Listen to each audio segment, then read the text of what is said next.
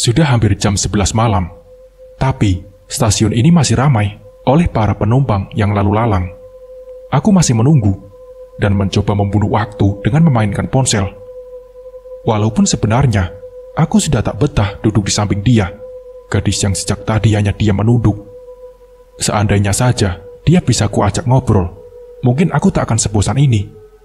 Tapi rasanya itu tak mungkin, karena dari penampilannya saja sudah jelas kalau dia bukan gadis biasa. Rambutnya panjang dan lengket, sebagian wajahnya hancur dengan kulit terkelupas, menyisakan daging yang menempel pada tengkoraknya. Bajunya compang-camping berlumuran darah, dengan lengan kanan yang buntung hingga siku. Baru sebentar saja aku menginjakkan kaki di atas tanahnya. Kota ini telah menyambutku dengan segala getaran mistisnya. Kualihkan pandangan menjelajah area sekitar. Tempat ini memang terlihat ramai, namun jauh lebih ramai dalam pandangan mataku dibanding yang orang lain lihat. Manusia dan makhluk tak kasat mata, berbagai ruang dalam batasan yang digariskan Tuhan, dan entah mengapa Tuhan tak membuat batasan itu. Tuhan tak membuat batasan itu berlaku untukku. Aku terlahir dengan indera yang berbeda, membuatku seolah berdiri di antara dua dunia, hingga mampu merasakan, melihat, bahkan menjalin rasa dengan mereka. Entah sejak kapan, dari mana awalnya, segalanya terjadi begitu saja. Tapi menurut Eyang Kakung, semua itu kuwarisi sejak lahir dari mendiang ayahku, yang katanya juga memiliki kemampuan yang sama. Kondisi yang sering dipandang orang sebagai sebuah anugerah, tapi bagiku, semua itu tak lebih dari sebuah kutukan. Bagaimana tidak? Mungkin orang tak pernah tahu betapa menderitanya seorang bocah kecil yang bisa melihat apa yang tak semestinya dia lihat. Mereka tak tahu rasanya tumbuh besar di antara wujud-wujud aneh dan menakutkan yang selalu membayangi dan mengawasi dalam gelap. Mereka tak pernah bisa merasakan lelah dan sakitnya tubuh ini yang berkali-kali dirasuki hingga akhirnya jadi terpaksa. Sudahlah. Mereka tahu apa? Aku malah berharap seandainya saja aku bisa senormal mereka. Dering nyaring ponsel dalam genggamanku mengalihkan perhatian. Ada nama Pak Maman muncul pada layar. "Halo Pak, sudah sampai mana?" Tanyaku cepat sampai lupa mengucapkan salam. "Ini, sudah di depan," balas Pak Maman di seberang sana. "Oke, saya ke situ," sahutku singkat, lalu bangkit menenteng tas ransel menuju area luar stasiun. Di luar, nampak Pak Maman melambaikan tangan di depan mobil sambil sibuk menelpon seseorang. Aku pun segera mendekat. "Siapa? Ini orangnya sudah sama saya," ucapnya kepada lawan bicaranya di seberang sana. "Apa kabar Pak Maman? Itu perut makin buncit saja," ucapku tertawa sambil menepuk akrab pundaknya. "Baik Ton, barusan Pak Syam telepon nanyain kamu. Ini kita mau langsung jalan apa mau ngopi dulu?" jawabnya ramah. "Langsung ke tempat kos aja Pak, mau langsung mandi, badan rasanya gerah," sahutku, lalu masuk ke dalam mobil, diikuti Pak Maman yang kini telah siap di balik setir. "Oke, sip, tenang saja, saya dapat tempat kos yang bagus, murah lagi. Lumayan kok, nggak kalah sama di Jakarta, dekat lokasi proyek juga," balas Pak Maman. Aku cuma membalas dengan anggukan pelan sambil menyandarkan kepala, dan mobil pun mulai melaju. "Kantor, apa kabarnya Ton?" tanya Pak Maman, berbasa-basi demi mengisi suasana dalam perjalanan menembus malam. "Baik-baik saja Pak. Oh ya, dapat salam dari Mbak Susi," balasku sambil mengingat kembali alasan kenapa aku ada di sini. Perusahaan tempatku bekerja sebagai ahli konstruksi hampir 5 tahun belakangan ini adalah sebuah perusahaan kontraktor rekanan pemerintah. Kedekatan Pak Syam, sang pemilik perusahaan, dengan beberapa orang pembesar negeri ini membuat dia mendapatkan segala kemudahan dan keutamaan dalam memenangkan sejumlah tender. Dan kini, aku sedang menuju ke satu kecamatan di wilayah selatan Jawa Tengah, tempat di mana sedang dilakukan pembangunan jembatan sekaligus pintu air. Perusahaan sengaja mengirimku untuk meneliti dan mencari penyebab mengapa bangunan jembatan itu sampai runtuh berkali-kali sebelum usai dibangun, hingga terpaksa dihentikan untuk sementara. Sebenarnya, aku paling enggan bila mendapat tugas lapangan semacam ini. Bahkan sebisa mungkin selalu aku hindari. Selain membuatku jadi harus sementara waktu jauh dari rumah, ada suatu alasan lain yang justru paling membuatku tak nyaman. Aku enggan bertemu dan bersinggungan dengan para makhluk halus, penghuni lokal dari setiap daerah yang aku kunjungi. Dan biasanya, mereka tak terlalu suka dengan kehadiranku yang mungkin menurut mereka amat mengganggu. Akhirnya, kami pun tiba di pelataran halaman sebuah rumah yang lumayan besar. Kemudian muncul di depan pintu seorang wanita gemuk menggunakan daster kembang-kembang, tersenyum lebar dan langsung datang menghampiriku. Wah, akhirnya sampai juga. Ini yang namanya Mas Katon ya? Perkenalkan, ini yang namanya Mas Katon ya? Perkenalkan, saya Bu Ros, pemilik rumah ini. Ucap wanita itu dengan senyumnya yang terus terkembang. Iya Bu, saya Katon. Maaf kalau saya datangnya terlalu malam, sahutku sambil balas tersenyum. Ah, nggak apa-apa. Memang sudah saya tunggu kok. Ya sudah, ayo masuk. Pasti capek banget ya? Ucap Bu Ros. Ton, saya langsung balik ya. Besok pagi-pagi saya jemput ke sini. Ucap Pak Maman. Iya Pak, makasih ya. Sampai ketemu besok. Jawabku. Loh, Pak Maman nggak mampir dulu? Ini baru mau saya buatkan kopi loh. Sahut Bu Ros, entah serius atau bercanda. Makasih Bu, saya langsung saja. Titip teman saya, kalau ngerepotin usir saja. Canda Pak Maman sambil tertawa, lalu langsung masuk ke dalam mobilnya dan segera pergi.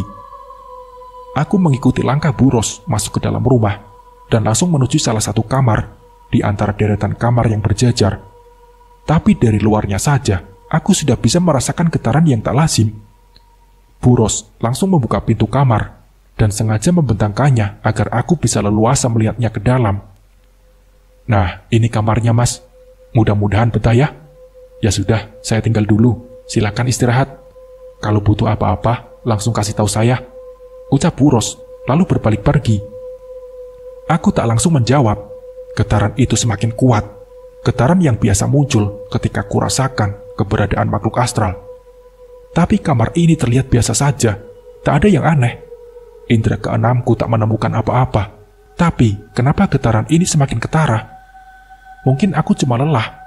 Mungkin tubuh ini mengirimkan sinyal mengingatkanku untuk segera beristirahat.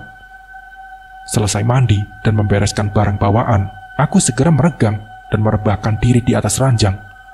Kasur empuk beralasan spray yang masih wangi ini terasa begitu nyaman, hingga sebentar saja mataku berangsur redup dan akhirnya terpejam. Namun belum sempurna lelapku, mendadak nafasku terasa tertahan di tenggorokan, seolah ada sesuatu yang mencengkeram kuat mencekik leher. Aku terbangun dengan nafas terengah. Apa itu tadi? Kupandangi sekeliling kamar, tapi tidak ada siapa-siapa. Sejenak terheran-heran, namun rasa kantuk ini tak tertahan. Akhirnya kubuang jauh-jauh segala prasangka yang mengganggu pikiran. Barangkali cuma mimpi. Batinku beralasan. Pagi hari selesai mandi, Bu Ros dengan baiknya membuatku sarapan. Sebagai salam perkenalan, katanya. Di meja makan, wanita gemuk itu dengan ramahnya mengajakku berbincang-bincang. Dari situ, aku jadi tahu kalau dia baru membeli rumah ini setahun yang lalu dari hasil uang tabungan dan pensiun suaminya yang telah wafat. Dia juga bilang kalau ada 4 orang mahasiswa yang juga ikut kos di situ. Namun karena semua sedang pulang kampung karena bertepatan dengan liburan semester. Lalu, terdengar suara mobil datang. Disusul bunyi klakson yang memanggil. Itu Pak Maman. Permisi Bu, saya berangkat dulu ya. Makasih sarapannya. Pamitku sambil bangkit dari tempat duduk. Iya Mas, sama-sama. Hati-hati di jalan ya. Balas Bu Ros. Pak Maman langsung membawaku ke lokasi proyek. Dan selanjutnya, aku sudah mulai sibuk dan tenggelam dalam tugas pekerjaanku. Berkali-kali ku teliti dan ku periksa reruntuhan bangunan yang baru setengahnya dikerjakan itu. Tak ada yang salah. Semuanya nampak normal-normal saja. Tapi, aku malah terusik dengan kehadiran seorang lelaki tua berpakaian hitam yang sejak tadi terus memperhatikanku dari kejauhan. Itu siapa Pak? Tanyaku kepada Pak Maman. Karena ku yakin mestinya Pak Maman tahu, sebab dia adalah salah satu mandor yang bertanggung jawab di sini sejak awal. Oh, itu Mbak Giri. Dia datang ke sini beberapa hari yang lalu atas permintaan khusus dari Pak Syam. Ya, saya nggak bisa nolak. Tapi saya nggak tahu untuk apa. Sejak awal, dia cuma mengawasi kami bekerja. Jelas Pak Maman. Aku kembali perhatikan Mbak Giri yang berdiri di kejauhan sambil bersedekap tangan. Terus terang, dari kesan pertamanya saja, aku langsung tak suka padanya. Dia terlihat seperti bukan orang baik-baik, dan biasanya penilaianku jarang meleset. Tapi ku lanjutkan saja pekerjaanku, memeriksa beberapa tiang pemancang. Tiang kokoh dengan besi-besi besar dan kuat, tapi kenapa bisa rubuh? Namun, di sisi salah satu tiang, aku terkejut ketika melihat sosok besar berkulit hitam dan licin, bertelinga lebar dan lancip, dengan tanduk besar bagai cula di keningnya. Menatapku tajam dengan mata memerah. Aku cuma kaget sesaat, lalu maklum begitu menyadari kalau dia ternyata salah satu dari penghuni gaib di tempat ini. Tempat yang memang ideal untuk jadi rumah bagi mereka. Sungai yang tak terlalu deras diapit oleh hutan kecil yang rimbun di kedua tepiannya. Bahkan ada beberapa titik lokasi yang sepertinya belum terjamah dengan manusia. Makhluk itu terus menatapku. Aku tak bergeming, namun siap dengan segala kemungkinan. Tapi selama dia tak menyakitiku, aku pun tak berniat untuk mengusiknya. Seolah mengerti kalau antara aku dan dia tak punya urusan. Akhirnya, makhluk menyeramkan itu pergi menghilang begitu saja, membuatku bisa kembali bernapas lega. Alhamdulillah. Sesaat kulirik, Mbah Giri sudah tak ada di tempatnya berdiri tadi. Siapa dia? Apa maksud Pak Syam mengirimkan dia ke tempat ini? Tanyaku dalam hati. Jam 8 malam, sudah waktunya untuk pulang.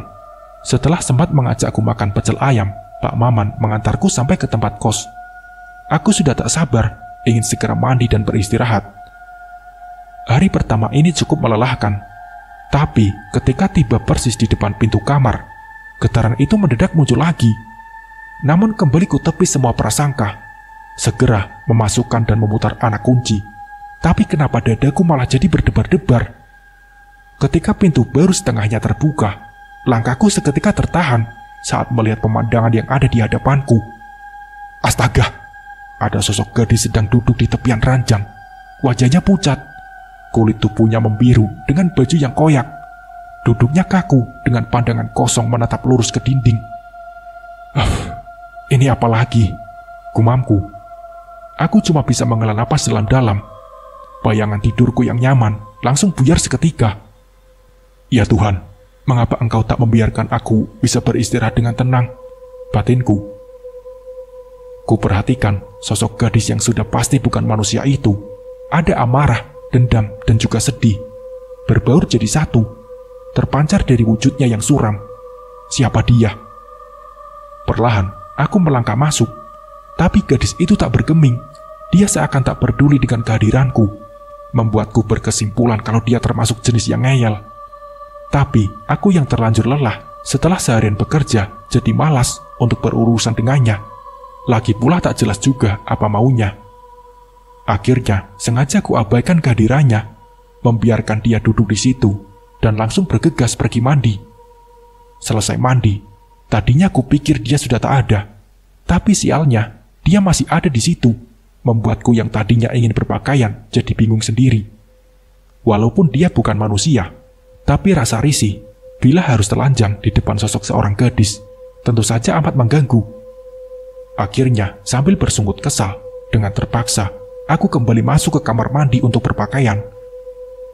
Selesai berpakaian, gadis itu malah menghilang, membuatku jadi menggerutu karena merasa seperti dipermainkan. Tapi sudahlah, aku jadi tak perlu repot-repot mengusirnya dan bisa tidur dengan tenang.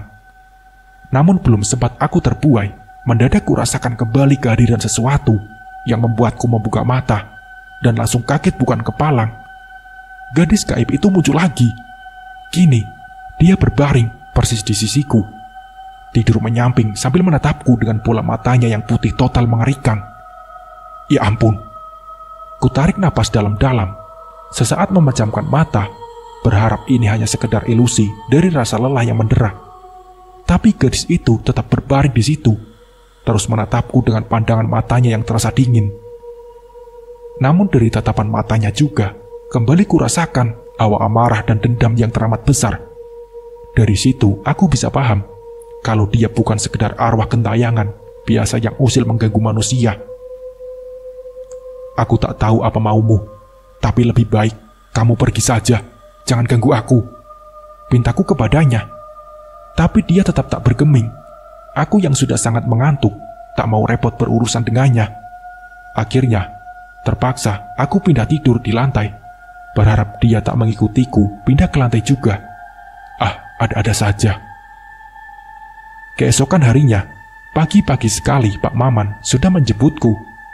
Lalu kami segera berangkat menuju lokasi proyek. Sesuai rencana, pembangunan hari ini akan kembali dilanjutkan. Tapi lagi-lagi, kutemui Mbak Giri yang sudah ada di sana, duduk bersilah di bawah sebuah pohon besar, tak jauh dari tempatku berdiri. Aku, yang sejak awal merasa terganggu dengan kehadirannya, tak mampu lagi membendung rasa penasaran, dan segera menghampirinya yang langsung berdiri, seolah siap menyambutku. Maaf Pak, Bapak siapa? Kenapa Bapak selalu ada di sini? Apa tujuan Bapak? Tanyaku bertubi-tubi kepadanya. Kamu tak perlu tahu siapa diriku, tapi aku tahu siapa dirimu. Mari kita lakukan saja tugas kita masing-masing, tanpa perlu saling ganggu, jawabnya dengan penuh ketenangan. Maaf, tadi Bapak bilang kalau Bapak kenal saya, tapi sepertinya kita belum pernah ketemu sebelumnya, tanyaku heran. Memang, kita baru ketemu, tapi aku bisa merasakan aura kuat yang terpancar dari dirimu, aura dari Trah Atmodikoro. Benar begitu, jawab Mbak Giri. Aku terkejut bagaimana dia bisa tahu nama keluargaku. Siapa orang ini sebenarnya? Bapak kenal dengan keluarga saya? Tanyaku. Iya, beberapa. Trah Atmodikoro termasuk yang disegani dan dihormati di wilayah ini. Di masa lalu, Trah Atmodikoro melahirkan banyak orang sakti, jawabnya. Aku makin kaget, tak menyangka kalau dirinya malah tahu banyak tentang leluhurku yang dulunya memang berasal dari daerah yang tak jauh dari wilayah ini. Lalu, apa yang Bapak lakukan di sini?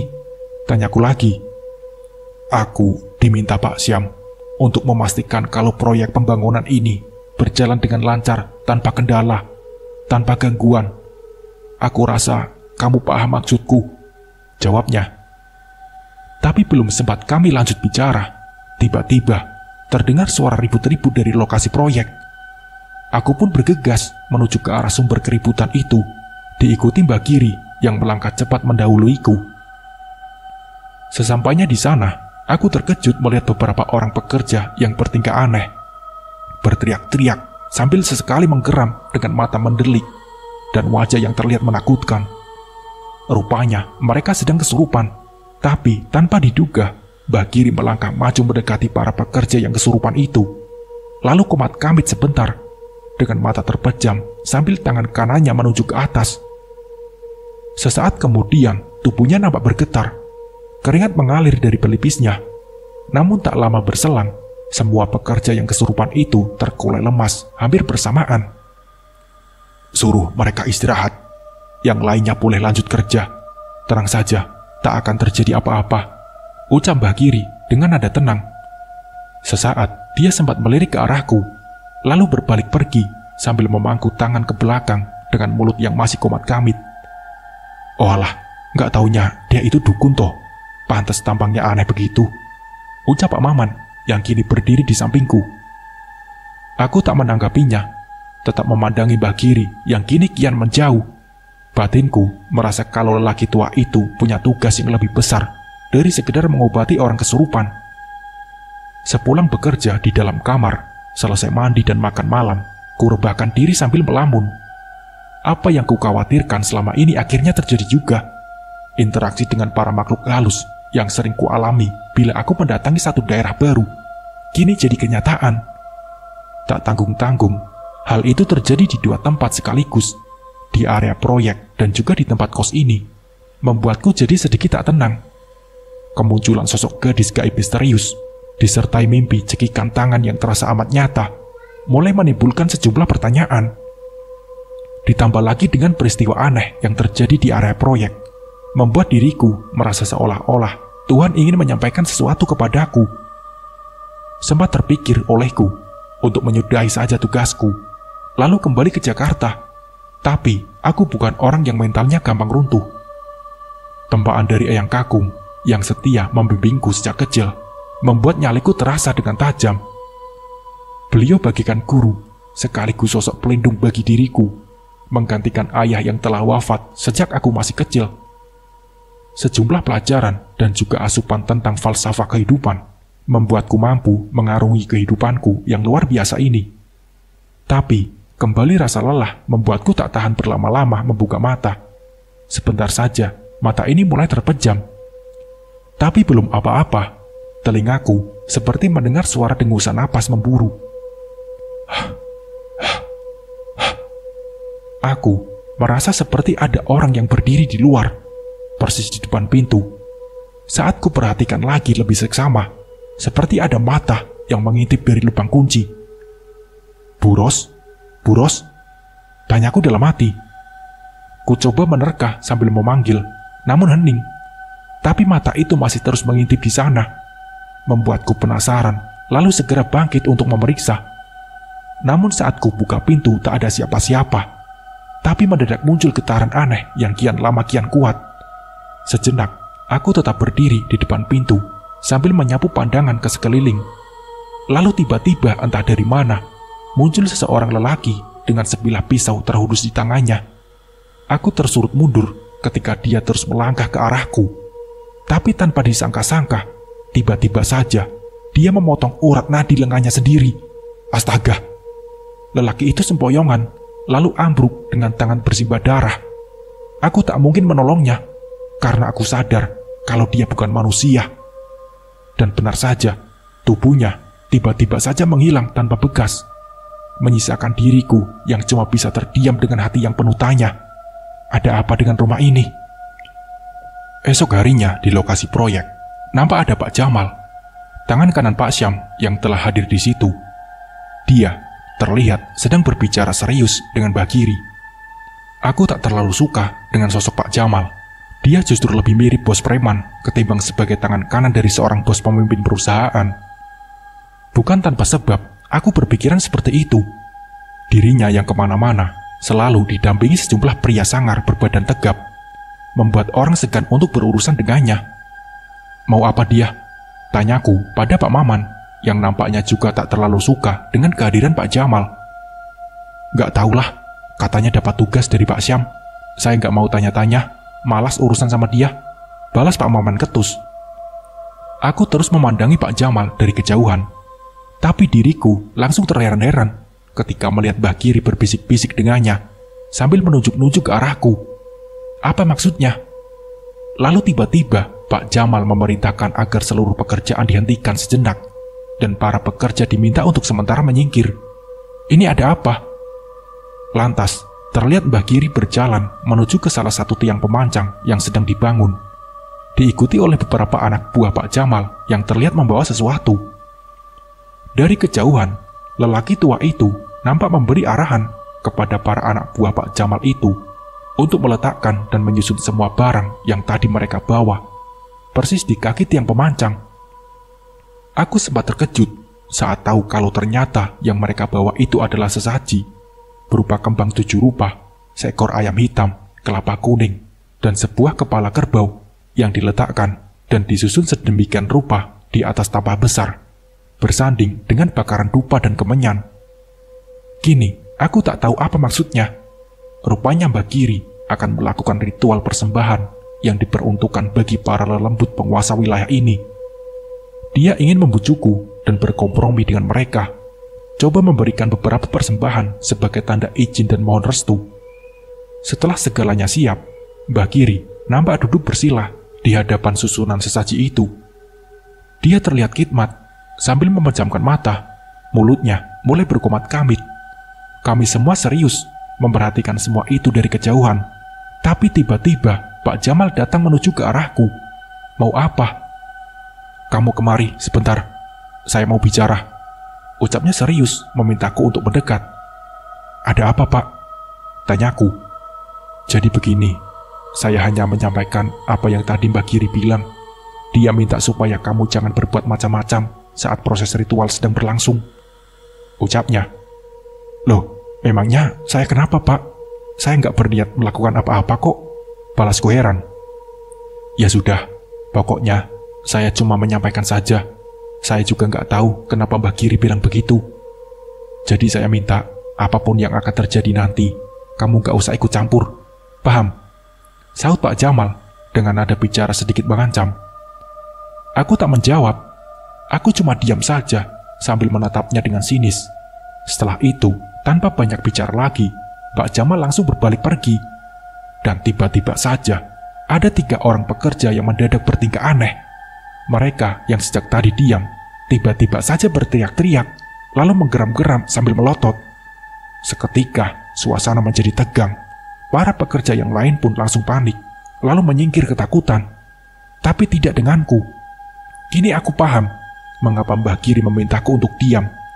Karena ternyata dia sengaja mengundang para lelembut untuk datang, dan kini sedang merasuki ketiga orang pekerja itu. Mbah Giri yang rupanya mengerti akan kemampuanku tak ingin jika aku sampai menolong ketiga orang itu dan merusak jalannya ritual yang sedang dilakukannya. Tapi aku tidak bisa tinggal diam. Aku yang sudah sering merasakan sakit dan tersiksanya tubuh yang kurasakan, jelas tak tega melihat kondisi ketiga orang pekerja naas itu. Mereka yang tak tahu apa-apa malah dimanfaatkan sebagai media lelaku sesat. Aku pun segera mendekat untuk menolong mereka. Tapi belum apa-apa, beberapa orang anak buah Pak Jamal langsung menghalangiku, berdiri bertolak pinggang dengan tatapan mata yang sangar. Diam di situ. Awas kalau berani macam-macam, ucap salah seorang dari mereka yang bertubuh paling besar, berdiri menghalangiku dengan mata melotot sambil menunjuk-nunjuk. Aku terpancing emosi. Memangnya dia pikir aku takut. Tapi belum sempat aku maju untuk menantangnya, Pak Maman datang dan langsung mencegahku. Sudah Ton, sudah, biarkan saja. Gak usah cari masalah. Biarkan saja mereka melakukan apa yang mereka mau, biar cepat selesai, dan kita semua bisa lanjut kerja, ucapnya, sambil memintaku untuk kembali tenang. Akhirnya dengan terpaksa, aku dan para pekerja yang lain cuma bisa diam dan merinding ketika melihat ketiga orang yang kerasukan tadi dengan rakusnya berebut ayam hitam, lalu melahapnya mentah-mentah. Gila, Mbah Giri terus komat kamit saat kejadian itu berlangsung. Setelah habis melahap ayam hitam, ketiganya langsung berebut memakan kembang yang ada di atas tambah besar, dengan mulut yang masih dipenuhi dengan lelehan darah. Setelah selesai, Mbah Giri mendekati ketiga orang itu, dan langsung memegang kepala mereka secara bergantian, hingga akhirnya ketiganya pun terkulai lemas. Mbah Giri lantas memerintahkan anak buah Pak Jamal untuk membawa ketiga orang itu pergi. Selanjutnya, dia minta digalikan lubang di kaki tiang pemancang, lalu menguburkan kepala kerbau tadi, setelah sebelumnya disiram dengan air kelapa kuning, lalu dibungkus kain putih. Hatiku geram.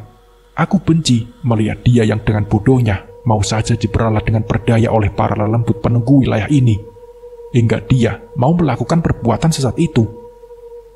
Kita ini manusia, makhluk tertinggi ciptaan Tuhan. Tak sepantasnya kita malah terjerumus mengikuti tipu daya setan yang jelas-jelas ingin menjerumuskan. Aku memang terlahir dari keluarga yang dulunya sangat akrab dengan segala hal berbau mistis dan klinik. Tapi seiring perjalanan waktu, keluarga kami perlahan kembali kepada fitrahnya. Fitrah manusia yang seharusnya hanya tunduk dan patuh menyembah kepada Sang Maha Kuasa. Ambil yang baik, buang yang buruk. Begitu yang selalu dipesankan oleh almarhum Eyang Kakung tentang segala ilmu warisan peninggalan leluhurku terdahulu.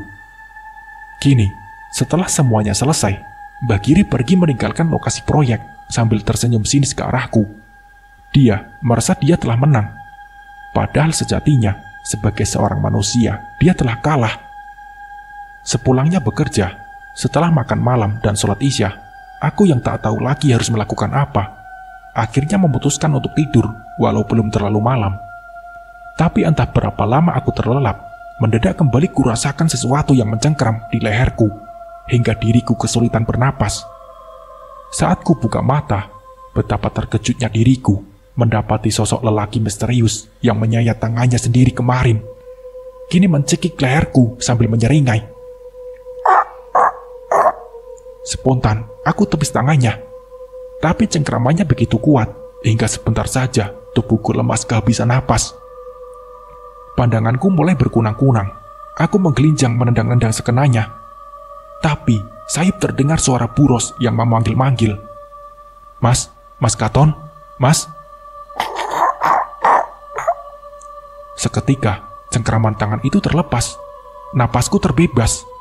Diriku langsung bangun dari posisi rebah, duduk di atas ranjang, dan melihat Buros yang sudah berdiri di depan pintu kamar yang terbuka. Mas, ini kok pintunya nggak ditutup? Tanya Buros dengan wajah terheran-heran. Aku cuma terdiam dengan napas masih satu-satu. Memandangi sekeliling ruangan, masih menduga-duga apa yang sebenarnya terjadi. Mas Katon kenapa? Kok kayak bingung begitu? Tanya Buros lagi. Bagai tersengat, aku pun tersadar, lalu menjawab sekenanya walau masih sedikit bingung. Enggak Bu, enggak apa-apa, jawabku. Mas Katon kecapean ya? Tidur sampai lupa tutup pintu? Ya sudah, ini saya tutup ya. Silakan dilanjut istirahatnya, ucap Buros sambil menutup pintu kamar. Aku masih termenung di atas ranjang. Apa itu tadi? Apakah aku bermimpi? Tapi segalanya terasa amat nyata. Bahkan leher ini pun masih terasa nyeri. Lalu kenapa pintunya terbuka? Aku sangat yakin kalau tadi aku sudah menguncinya. Aneh, gumamku. Keesokan harinya di lokasi proyek, kembali terlihat Pak Jamal yang berdiri mengawasi para pekerja, didampingi oleh Mbak Giri yang terus berada di dekatnya. Mungkin terlihat sebagai kombinasi yang tak lazim. Seorang tangan kanan bos besar mengawasi pembangunan sebuah jembatan bersama seorang paranormal, bukannya dengan seorang tenaga ahli ataupun insinyur. Tapi aku mengerti, setelah apa yang mereka perbuat kemarin, sepertinya mereka ingin memastikan kalau ritual mereka itu membuahkan hasil, dan berharap semuanya akan berjalan lancar tanpa adanya lagi gangguan. Namun mendadak, terdengar bunyi gemuruh menggema seantero lokasi proyek. Tiang pancang yang baru kemarin berdiri, tiba-tiba saja runtuh. Seketika, suasana menjadi riuh. Orang-orang berlarian menyelamatkan diri di antara debu yang berterbangan menutupi pandangan. Namun, di tengah kacaunya situasi, mataku seperti menangkap sosok raksasa berkepala kerbau, berdiri dekat tiang yang rubuh, menjejak-jejakkan kakinya ke tanah, sambil mendengus, lalu menghilang. Setelah beberapa saat, kekacauan pun mereda. Situasi akhirnya mulai terkendali. Terlihat sejumlah pekerja yang terluka segera mendapatkan pertolongan, dan untungnya tak ada korban jiwa. Pak Jamal langsung sibuk berbicara dengan seseorang melalui ponselnya, sambil melangkah mondar-mandir. Wajahnya terlihat tegang. Setelah selesai, pria itu langsung berbincang serius dengan Mbak Giri yang seperti sedang menjelaskan sesuatu, hingga Pak Jamal cuma bisa menganggut-anggut. Selanjutnya, Pak Jamal mengumpulkan semua mandor proyek, termasuk Pak Maman. Sebentar saja, mereka semua nampak terlibat pembicaraan yang serius. Cukup lama mereka seperti itu, sebelum akhirnya mereka membubarkan diri. Pak Jamal berikut orang-orangnya bergegas pergi, diikuti oleh Bagiri, yang ikut melangkah dengan tergesa-gesa. Ada apa, Pak? Tanyaku penasaran pada Pak Maman. Proyek sementara dihentikan lagi, dan kita semua dilarang untuk ada di area proyek untuk beberapa hari ke depan.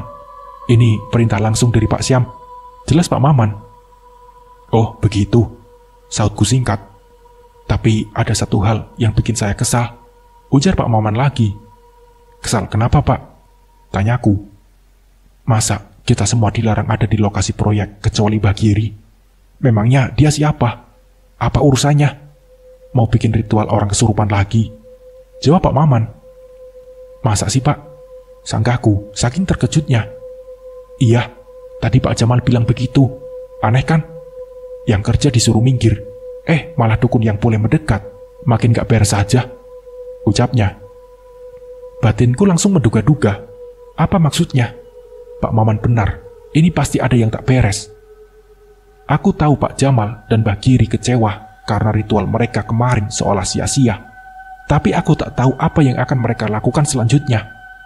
Hatiku jadi terusik, karena dari gelagatnya, firasatku mengatakan bakal ada satu hal besar yang akan terjadi. Menjelang sore, ku cukupkan kerjaku untuk hari ini, dan segera kembali ke tempat kos.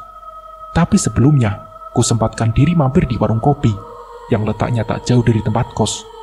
Tak kusangka, kopi buatan ibu warung ini terasa begitu nikmat. Suasana sore di tempat ini pun ikut mendukung niatku yang memang ingin sejenak melepas penat. "Maaf mas, mas bukan orang sini ya? Saya baru lihat," tanya ibu warung yang rupanya memperhatikanku sejak tadi. Iya bu, saya kerja di proyek jembatan sana. Sementara ini tinggal di tempat kos Buros," balasku sambil melempar senyum. "Tempatnya Buros? Wah, pasti mas ini nyalinya gede banget ya," sahut sang ibu warung. Aku terkejut dengan ucapannya itu dan segera membalasnya meminta penjelasan. "Maaf bu, maksudnya gimana ya?" tanyaku. "Loh, mas nggak tahu? Tempat itu kan angker, nggak ada yang betah tinggal di situ. Tadinya memang banyak mahasiswa yang kos di situ, tapi semuanya minggat karena nggak tahan sama gangguannya," ucap ibu itu dengan mimik wajah serius. "Loh, bukannya masih ada mahasiswa yang kos di situ, bu? Katanya Buros, mereka sedang mudik liburan semester," tanyaku lagi. "Alah, memang tadinya masih ada beberapa yang kos nekat di situ. Soalnya harganya memang murah. Tapi sekarang semuanya sudah pindah. Sudah beberapa bulan tempat itu kosong," jawab ibu warung itu. "Maaf ya mas, saya bukannya mau nakut-nakutin, sekedar mengingatkan saja. Saya juga belum lama jualan di sini. Tadinya para mahasiswa itu sering nongkrong di sini. Mereka sering cerita kalau ada hantu yang mengganggu mereka," jelas sang ibu lagi. "Oh, begitu ya bu. Ya sudah, saya pamit dulu ya bu. Makasih ceritanya," sahutku sambil berdiri lalu pergi. Kembali ke tempat kos. Ternyata Buros sudah menantikan kepulanganku sejak tadi. Rupanya dia sengaja membuatku nasi goreng pete kesukaanku. Luar biasa ibu yang satu ini. Di meja makan, kembali dia mengajakku berbincang-bincang. Aku sengaja memanfaatkan situasi untuk bertanya lebih lanjut tentang kebenaran cerita dari ibu warung tadi. "Maaf bu, saya harap ibu jangan marah. Saya cuma mau tanya, apa benar ada orang lain yang kos di sini selain saya?" tanyaku. Tapi di luar dugaan, alih-alih menjawab, Buros malah langsung menangis. Membuatku jadi merasa bersalah karena telah lancang bertanya seperti itu. "Nggak mas, nggak ada yang kos di sini selain Mas Katon. Maaf kalau saya sudah bohong. Tapi semua itu terpaksa saya lakukan supaya Mas Katon nggak pindah ke tempat lain," jelas Buros sambil sesegukan. "Ya ampun bu, memangnya kenapa sampai harus bohong segala?" jawabku. "Tempat ini sudah berbulan-bulan kosong mas. Para penghuni ketakutan karena selalu diganggu makhluk halus. Selama tempat ini kosong, saya jadi tak ada pemasukan. Saya bingung mas, harus bagaimana lagi. Makanya waktu Mas Katon mau kos di sini, saya seneng banget," ucap Buros. Mendengar penuturannya, hatiku seketika menjadi ibah. Dia hanyalah orang yang berusaha mempertahankan mata pencahariannya, membuatku jadi tergerak untuk membantunya. "Ibu tahu asal-usul sejarah rumah ini?" tanyaku serius padanya. "Cuma sedikit mas, saya membeli rumah ini dengan harga murah. Pemilik sebelumnya menjualnya dengan tergesa-gesa. Bahkan mereka langsung setuju pada saat saya mengajukan tawaran pertama," jawab Buros. "Ibu kenal dengan mereka?" tanyaku lagi. "Nggak kenal mas, saya membeli rumah ini melalui perantara. Tapi setelah saya membelinya, saya baru tahu kalau ternyata rumah ini berhantu. Saya pun sering diganggu mas. Tapi mau bagaimana lagi, rumah ini harta berharga milik saya satu-satunya," ucap Buros. "Baiklah bu, ibu tenang saja. Saya nggak akan pindah kok.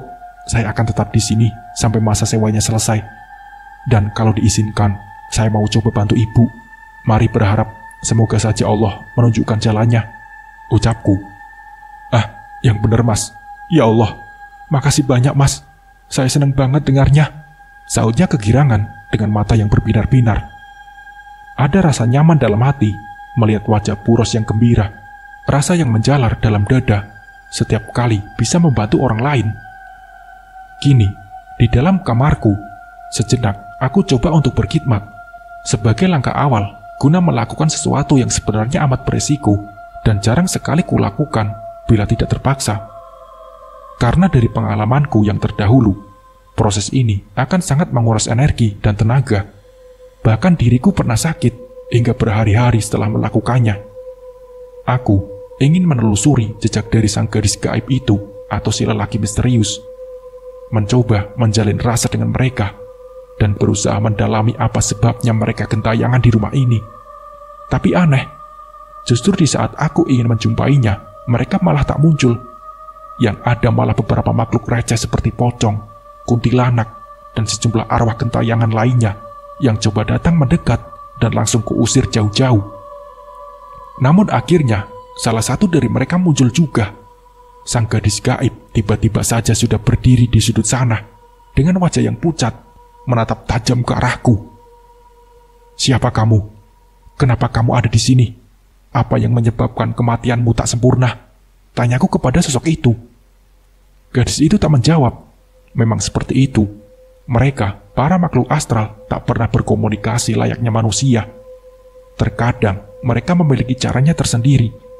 Dan itulah yang kini sedang aku cari tahu. Tapi mendadak, dia menyodorkan tangannya, seolah ingin mengajakku pergi. Sesaat aku ragu, tapi akhirnya dengan hati-hati, kusambut uluran tangannya. Dan tiba-tiba saja, brek, aku seperti dibawa masuk ke alam lain. Dimensi waktu yang berbeda. Di situ, aku melihat si lelaki misterius sedang mengintip ke dalam kamar melalui lubang kunci, di mana sang gadis gaib sedang tidur di atas ranjang. Layaknya menonton sebuah adegan film, situasi berpindah, di mana sang lelaki yang sepertinya hendak menggagahi sang gadis, malah jadi panik saat gadis itu melawan. Lalu akhirnya, lelaki itu mencekik sang gadis itu, hingga tewas mengenaskan dengan mata mendelik dan lidah yang terjulur. Diriku yang seolah ada di tempat itu dan waktu yang sama, sampai bergigit ngeri. Bahkan, aku bisa ikut merasakan betapa kuatnya cengkraman lelaki itu di leherku. Dan tiba-tiba saja, aku dibawa berpindah ke satu tempat di tepian sungai, dengan banyaknya pohon bambu yang tumbuh liar disertai semak belukar. Gadis itu berdiri di sana sambil menangis meratap pilu. Lalu, dia menoleh ke arahku dengan wajah yang memelas. Setelah semuanya usai, tiba-tiba saja, aku telah kembali berada dalam kamar. Gadis gaib itu masih berdiri di sana, namun kini dengan tatapan matanya yang redup dan mengibah. Tapi tak lama, gadis gaib itu mendadak pergi menghilang, menyisakan diriku yang langsung terkulai lemas dengan keringat yang membasahi sekujur tubuh. Seluruh persendianku terasa ngilu, tapi aku yakin diriku akan baik-baik saja, karena aku pernah mengalami situasi yang lebih berat daripada ini sebelumnya. Segera ku tarik napas dalam-dalam. Setelah diriku merasa lebih baik, segera ku rebahkan diri demi memulihkan tenaga yang habis terkuras, hingga akhirnya aku pun perlahan tertidur. Keesokan harinya, aku sengaja memanfaatkan waktu liburku untuk mengobrol dengan Buros.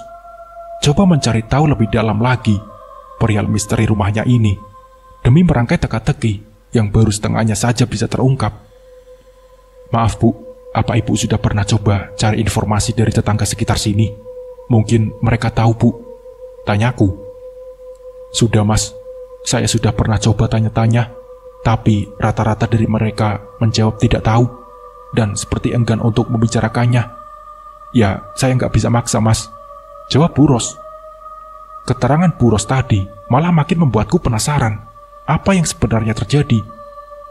Karena dari penglihatanku semalam, aku cuma diberi gambaran tentang peristiwa tragis yang menimpa gadis itu, tapi tak tahu siapa dia dan siapa lelaki yang coba memperkosa dan mencekiknya. Semuanya masih abu-abu. Buros yang rupanya juga amat penasaran, akhirnya langsung setuju ketika aku mengajaknya untuk mengunjungi salah satu sesepuh wilayah itu demi mendapatkan sedikit petunjuk. Dan akhirnya, kini kami telah berada di hadapan Pak Jayusman, sang sesepuh sekaligus ketua RW di lingkungan itu. Awalnya, lelaki tua itu nampak ragu untuk menjawab ketika kami bertanya tentang sejarah dan misteri pemilik rumah itu sebelum Buros. Namun setelah didesak, akhirnya dia mau bercerita panjang lebar tentang asal-usul sang pemilik rumah terdahulu, dan juga tentang apa yang sesungguhnya terjadi di rumah itu.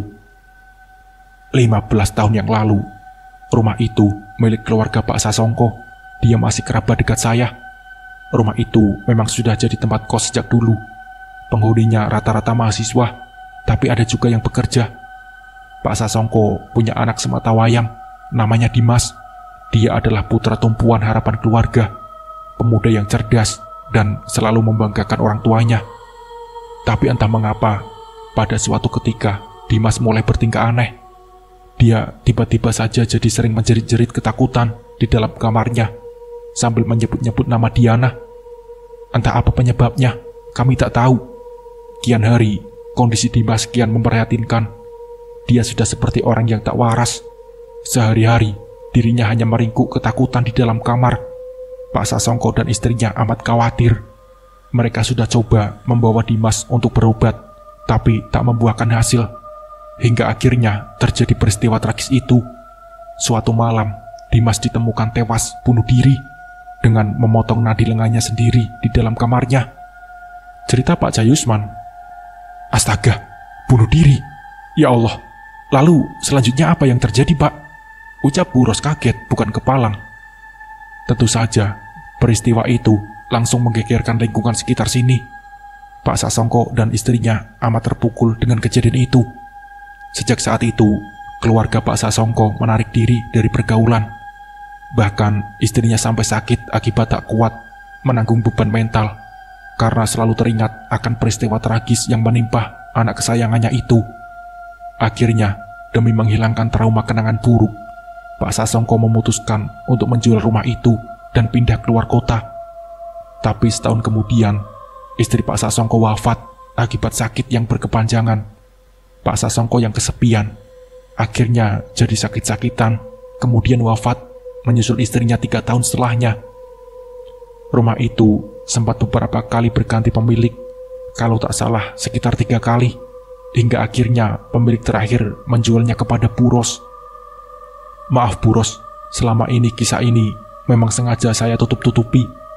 Saya juga minta seluruh warga sini untuk tutup mulut, dan mereka pun tak keberatan. Karena semasa hidupnya, Pak Sasongko dikenal sebagai orang yang murah hati dan sering membantu tetangga sekitarnya. Semua itu saya lakukan demi menjaga nama baik dari keluarga Pak Sasongko yang masih kerabat saya. Maafkan saya, Bu, ucap Pak Jayusman menutup kisah panjangnya.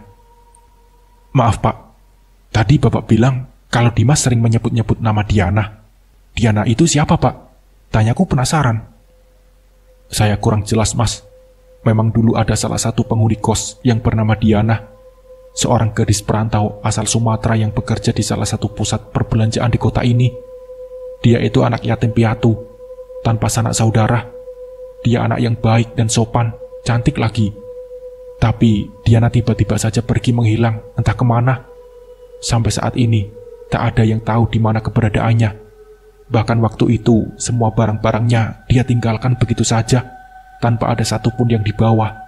Lanjutnya, ya ampun, jangan-jangan. Aku terkejut mendengar penuturan kisah dari Pak Jayusman barusan. Kepingan-kepingan misteri itu satu persatu mulai terangkai dengan jelas. Memangnya kenapa Nak Katon? Tanya Pak Jayusman heran campur penasaran.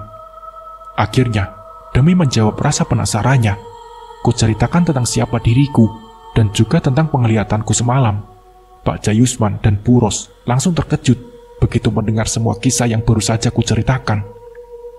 Astaga, apa benar itu Nak Katon? Tanya Pak Jayusman masih tak percaya. Maaf Pak, memang terdengar tak masuk akal, tapi itulah yang saya lihat semalam. Sepertinya Diana telah dibunuh oleh Dimas, lalu jenazahnya diam-diam dikubur di satu tempat tersembunyi. Setelah itu, sepertinya Dimas jadi ketakutan akibat terus diganggu arwah Diana. Tapi kita harus memastikan dulu kebenarannya, ucapku. Astaga, tapi memang betul ada lokasi dekat sini seperti yang Nak Katon sebutkan tadi. Tapi apa iya Dimas sudah bertindak sekeji itu dan senekat itu? Ucap Pak Jayusman menduga-duga. Begini saja Pak, lebih baik kita segera periksa ke sana untuk membuktikan semuanya, agar kita tak hanya sekedar menebak-nebak. Balasku memberi saran. Pak Jayusman pun setuju dengan saranku. Dia yang kini jadi ikut penasaran membawa diriku dan juga Buros ke lokasi seperti yang telah kusebutkan tadi.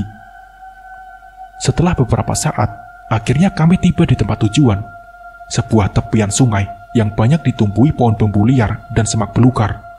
Letaknya ternyata tak terlalu jauh dari rumah Buros. Tapi di situ, aku merasakan getaran yang tak biasa. Aku maklum, tempat yang jarang didatangi orang seperti ini memang jadi tempat yang nyaman bagi para makhluk halus untuk bersarang. Dan dugaanku pun tak meleset. Kulihat ada beberapa makhluk menyeramkan dan berbagai bentuk dan rupa bertebaran di sekitar area ini. Ada ular besar berkepala manusia, sosok tubuh tanpa kepala, dan juga sosok nenek menyeramkan yang duduk dengan kaki berayun di salah satu dahan pohon besar. Dan di situ juga, aku melihat Diana. Dia berdiri mematung di bawah sekumpulan pohon bambu yang besar dan rindang. Aku pun segera mendekat ke sana, diikuti Pak Jayusman dan Buros yang jadi bingung melihat tingkahku yang tak biasa. Langkah kami terhenti di depan sebuah gundukan tanah yang ditumbuhi rumput liar dan semak belukar. Sesaat, aku melirik ke arah Pak Jayusman dan Buros. Wajah mereka kini terlihat tegang. Lalu dengan peralatan seadanya, aku dan Pak Jayusman segera membongkar gundukan tanah itu dengan sangat hati-hati. Dan tak lama kemudian, kami terkejut begitu melihat tulang belulang manusia yang terkubur di dalamnya. Jasad Diana. Astagfirullahaladzim, Diana. Betapa malangnya nasib gadis itu. Jelas saja, arwahnya begitu marah. Kehidupannya telah direnggut secara paksa. Jangankan untuk mendapatkan kiriman doa-doa, bahkan jenazahnya pun terkubur sembarangan dalam waktu yang cukup lama. Akhirnya, tulang belulang itu segera kami evakuasi dari tempat itu, dan Pak Jayusman langsung mengurus dan memakamkannya kembali dengan layak tanpa mengundang banyak perhatian. Pak Jayusman yang masih syok dengan semua temuan itu sengaja memintaku dan juga Buros untuk tutup mulut agar tak memperpanjang masalah. Aku pun tak keberatan. Lagi pula, jasad Diana sudah ditemukan, dan Dimas sang pelaku juga telah menuai karma dari perbuatannya. Akhirnya, mengikuti saranku, Buros mengadakan pengajian selama 7 malam berturut-turut, mengundang warga sekitar untuk mengirimkan doa-doa tulus bagi Diana, agar arwah sang gadis bisa tenang di alam sana. Namun tepat di malam yang ke-7, tiba-tiba ponselku bergetar berkali-kali, membuatku yang sedang kusuk ikut mengaji jadi merasa sedikit terganggu. Sejenak ku periksa ponselku dan sempat heran melihat nama Pak Maman yang muncul pada layar. "Halo, ada apa Pak?" jawabku, setelah sebelumnya menyingkir keluar agar tak mengganggu jamaah pengajian yang lain. "Ton, gawat Ton, cepat kemari ke proyek, ini ada yang mencurigakan," saut Pak Maman di seberang sana dengan suara yang berbisik-bisik. "Mencurigakan? Maksudnya bagaimana Pak?" balasku penasaran. "Aduh, nanti saja saya jelaskan, takut gak keburu. Pokoknya kamu cepat ke sini, saya tunggu," saut Pak Maman langsung memutus sambungan telepon. Perasaanku jadi tak enak. Dari gelagatnya, sepertinya Pak Maman mengetahui sesuatu yang amat penting hingga dia berbicara seperti itu. Kami telah lama bersahabat. Pak Maman bukan tipe orang yang suka mengada-ada, membuatku makin penasaran dengan apa yang sedang terjadi. Akhirnya, setelah sempat mohon pamit pada Buros, aku segera meluncur ke lokasi proyek. Sesampainya di sana, kutemui Pak Maman yang nampak sedang membungkuk mengendap-endap. "Pak, ada apa?" ucapku berbisik lirih. "Sini Ton, sini. Kamu harus lihat sini," saut Pak Maman memintaku untuk mendekat. Aku ikut berjongkok di samping Pak Maman yang langsung menunjuk ke satu arah. Astaga! Di sana ada 2 bocah kecil duduk di tanah dengan tangan terikat ke belakang. Kepala mereka ditutupi kain hitam, meronta-ronta berusaha membebaskan diri. Di dekat mereka nampak 2 orang anak buah Pak Jamal sedang berdiri siaga dengan tongkat pemukul sambil terus mengawasi kedua anak itu. Tapi bukan itu saja yang menyita perhatianku. Tak jauh dari kedua bocah itu ada Mbah Giri yang duduk bersila di hadapan susunan sesaji dan bakaran dupa. Dia terlihat fokus dengan mata terpejam sambil komat kamit. Sesaat aku dan Pak Maman saling pandang, seolah bertanya dalam diam apakah kami memikirkan hal yang sama. Sinting, sepertinya kedua bocah itu akan ditubalkan. Ternyata itu maksud dari Pak Jamal meminta agar area proyek ini dikosongkan. Dia tak ingin kalau sampai ada orang lain yang menyaksikan semua kegilaan ini. Rupanya, cara ini mereka anggap sebagai solusi dari masalah yang selama ini membuat proyek jadi tak kunjung rampung. Memang, harus aku akui, gagalnya proyek ini sepertinya ada campur tangan dari para makhluk gaib penunggu wilayah ini. Mungkin mereka merasa terusik dan terganggu ketenangannya, tapi jalan pintas dengan cara menumbalkan 2 nyawa bocah yang tak berdosa adalah cara keji yang tak masuk akal dan jelas tak bisa diterima. Bagaimana ini, Ton? Tanya Pak Maman. Coba cari bantuan, Pak. Panggil kuli yang lain. Sementara itu, biar saya coba menggagalkan ritual ini. Sahutku memberi saran. Jangan gila kamu, Ton. Bisa celaka kamu nanti. Sangka Pak Maman. Insya Allah enggak, Pak. Kalau cuma 2 orang anak buah Pak Jamal itu, mudah-mudahan bisa saya hadapi. Tapi saya khawatir mereka nanti menghubungi temannya yang lain. Makanya kita butuh banyak bantuan. Jelasku lagi. Pak Maman sesaat terdiam, menimbang-nimbang saranku barusan. Ya sudah, tapi kamu hati-hati ya. Saya pasti cepat kembali lagi, ucap Pak Maman sambil menepuk pundakku, lalu mengendap-endap bergegas pergi. Kini tinggal diriku yang mencoba memikirkan cara untuk mengukur diri apakah aku sanggup untuk menghadapi kedua orang anak buah Pak Jamal yang berbadan kekar itu. Tapi hatiku mantap. Apapun yang akan terjadi, terjadilah. Aku siap mati di jalan kebenaran, seperti yang sering dikisahkan oleh Eyang Kakung kepadaku. Kisah heroik tentang para leluhur terdahulu yang juga gugur dengan tujuan mulia. Tiba-tiba terdengar suara Mbak Giri yang berkata lantang memberi perintah. Habisi mereka! Habisi mereka! Ucapnya sambil menunjuk kedua bocah kecil itu. Kedua anak buah Pak Jamal langsung siap dengan tongkat pemukul di tangan mereka. Hentikan! Hentikan! Sudah gila kalian! Teriakku lantang sambil keluar dari tempat persembunyianku. Mereka semua terkejut dengan kemunculanku yang tiba-tiba. Sesaat Mbak Giri terlihat gugup. Namun dia langsung bangkit dari duduknya, lalu berdiri sambil bertolak pinggang kemudian berkata lantang. Ada pahlawan kesiangan rupanya. Lebih baik kamu segera menyingkir, atau kamu akan ikut kami lenyapkan, balas Mbak Giri dengan nada angkuh. Tua bangka keparat, punya ilmu tinggi, malah dipakai untuk berbuat jahat. Dasar goblok! Ardiku tak kalah sengit. Wajah Mbak Giri langsung berubah mendengar ucapanku yang merendahkannya. Begitu juga dengan kedua orang anak buah Pak Jamal yang terlihat tak senang. Kalian berdua, cepat habisi dia. Jangan buang-buang waktu, balas Mbak Giri, kembali memberi perintah pada 2 orang anak buah Pak Jamal. Keduanya pun langsung maju bersamaan, dan dengan bernapsunya segera merengsek mengeroyokku. Ku coba meladeni mereka sebisaku, menahan dan menangkis setiap pukulan dan tendangan yang datang bertubi-tubi. Tapi karena kekuatan kami yang tak berimbang, membuatku hanya mampu bertahan sebentar saja. Tak lama kemudian, diriku sudah jatuh tersungkur mencium tanah. Aku terbaring sambil memegangi perutku yang langsung nyeri akibat terkena kerasnya hantaman tongkat pemukul. Mereka langsung mendekatiku dengan tongkatnya yang siap terayun. La haula wala quwata illa billah. Hanya doa itu yang berkali-kali terucap dari bibirku yang pecah mengeluarkan darah. Salah satu lelaki itu menjambak rambutku dengan kerasnya, lalu mengayunkan tongkatnya menghantam kepalaku. Pak! Pandangan mataku seketika berkunang-kunang. Tubuhku terkapar, terkorek lemas dengan darah mengucur deras dari pelipisku yang sobek.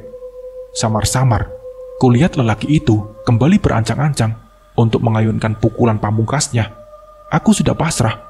Rupanya di sini kisah perjalanan hidupku akan berakhir dalam ketidakberdayaanku menjelang ajal. Hal terakhir yang kulihat adalah seringnya sadis lelaki itu saat mengayunkan tongkatnya tinggi-tinggi disambung suara teriakan lantang. Aku terbangun dari tempat lain. Kepalaku terasa sakit dengan perban yang membalut. Terlihat Pak Maman yang sedang berbicara dengan beberapa orang kuli pekerja. Alhamdulillah, kamu sudah sadar, Ton, ucap Pak Maman setengah berteriak kegirangan ketika melihatku siuman. Saya di mana, Pak? Tanyaku. Kamu ada di rumah sakit. Alhamdulillah, kami datang tepat pada waktunya. Kalau tidak, waduh, aku gak tahu lagi. Tapi kamu gak usah banyak gerak dulu. Nanti saja kalau sudah pulih. Kamu terluka cukup parah, Ton. Nekat juga kamu. Balas Pak Maman sambil tersenyum. Anak-anak, bagaimana Pak? Apa mereka selamat? Tanyaku kembali sambil memegangi kepala yang terasa terus berdenyut. Tenang saja, mereka berhasil kami selamatkan. Mbah Giri dan kedua orang anak buah Pak Jamal juga sudah ditangkap polisi. Jawab Pak Maman lagi sambil kembali tersenyum. Setelah beberapa hari, akhirnya aku diperbolehkan pulang. Pak Maman yang tadinya ingin mengabari keluargaku di Jakarta segera ku cegah. Aku tak ingin ibuku sampai tahu peristiwa yang dialami putranya. Aku tak ingin membuat beliau jadi khawatir. Toh kini aku baik-baik saja. Hanya perban di kepala yang masih terasa amat mengganggu. Akhirnya aku diantar pulang ke tempat kos. Bu Ros yang sangat khawatir dengan keadaanku, lalu dengan setia merawatku bagi anaknya sendiri yang justru tak pernah dimilikinya. Hingga akhirnya aku berangsur pulih. Aku yang tadinya berniat untuk segera kembali ke Jakarta, mati-matian berusaha dicegah oleh Bu Ros. Tempat ini kan sudah disewa 3 bulan. Masa belum genap sebulan Mas Katon sudah mau pulang? Ucapnya membujuk. Iya Ton, santai sajalah. Hitung-hitung liburan. Orang gratis kok. Canda Pak Maman. Proyek bagaimana kabarnya Pak? Tanyaku penasaran. Proyek itu sementara dihentikan. Masih di garis polisi. Tapi walau nanti bakal lanjut, sepertinya pemborongnya bakal ganti. Lagi pula saya sudah nggak peduli. Mau keluar saja. Siapa yang mau punya bos gila begitu? Bisa-bisa lain kali malah saya yang jadi tumbalnya. Ucap Pak Maman. Aku tertegun. Pak Maman ada benarnya. Di dunia yang makin tua ini, uang dan kekuasaan bagi Tuhan yang mampu mengatur segalanya. Kebenaran dengan mudahnya dapat diputar balikan. Yang benar bisa jadi salah, ataupun sebaliknya. Namun, tiba-tiba ponselku berdering. Ada nama ibu yang muncul pada layar. Halo Ton, kamu di mana? Kamu baik-baik saja kan? Ucap ibu di seberang sana. Iya Bu, Katon nggak apa-apa kok. Memangnya ada apa? Kok tumben telepon segala? Tanyaku. Kamu jangan coba nutup-nutupi ya. Ibu sudah tahu semuanya dari Pak Maman. Ucap ibuku. Seketika, pandanganku beralih pada Pak Maman yang langsung nyengir sambil mengangkat bahu. Pokoknya, kamu cepat pulang. Ibu khawatir sama kamu. Ucap ibu lagi. Iya Bu, nanti Katon pulang. Ibu tenang saja ya. Katon gak apa-apa kok. Balasku. Lalu menutup pembicaraan telepon. Maaf Ton, kemarin ibumu telepon. Rupanya insting sebagai seorang ibu terlalu kuat. Saya gak mungkin bohong sama ibumu. Ucap Pak Maman langsung menjelaskan tanpa ku minta. Maklum. Lagi pula urusanku di sini sudah selesai. Dengan terpaksa, aku pamit untuk pulang besok kepada Bu Ros yang terlihat masih tak ikhlas. Malam harinya, aku langsung sibuk membereskan semua barang bawaanku yang tiba-tiba jadi menumpuk akibat ditambah banyaknya oleh-oleh yang sengaja dibelikan Bu Ros. Namun, di tengah-tengah kesibukanku, mendadak kembali kurasakan getaran itu. Ini apa lagi? Sesaat, aku terdiam, menyapu pandangan ke sekeliling ruangan, dan akhirnya muncul sesosok bayangan di sudut sana. Diana hadir dengan wujudnya yang lain, wujud yang sempurna. Dia terlihat amat cantik. Dia menatapku dengan tatapan mata hangat yang memancarkan rasa bahagia. Dia tersenyum, seolah mengucapkan salam perpisahan. Lalu perlahan, wujudnya makin menipis, dan akhirnya menghilang. Selamat jalan Diana. Semoga kamu tenang di alam sana. Batinku berucap lirih. Keesokan harinya, aku berpamitan kepada Bu Ros yang tak henti-hentinya mengucapkan rasa terima kasih sambil menangis. Dia memelukku erat. Perjumpaan kami yang terbilang singkat, rupanya telah memberikan kesan yang mendalam pada dirinya dan juga diriku. Dia pun tak henti-hentinya melambaikan tangan sambil berpesan agar lain kali aku berkunjung lagi. Mengiringi kepergianku, meninggalkan halaman rumahnya diantar oleh Pak Maman.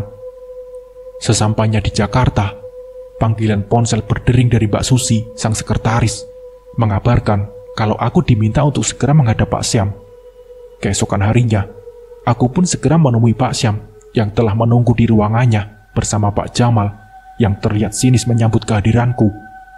Dan sudah kuduga, dia menyerahkan surat pemutusan hubungan kerja beserta sejumlah uang tutup mulut yang langsung kutolak mentah-mentah.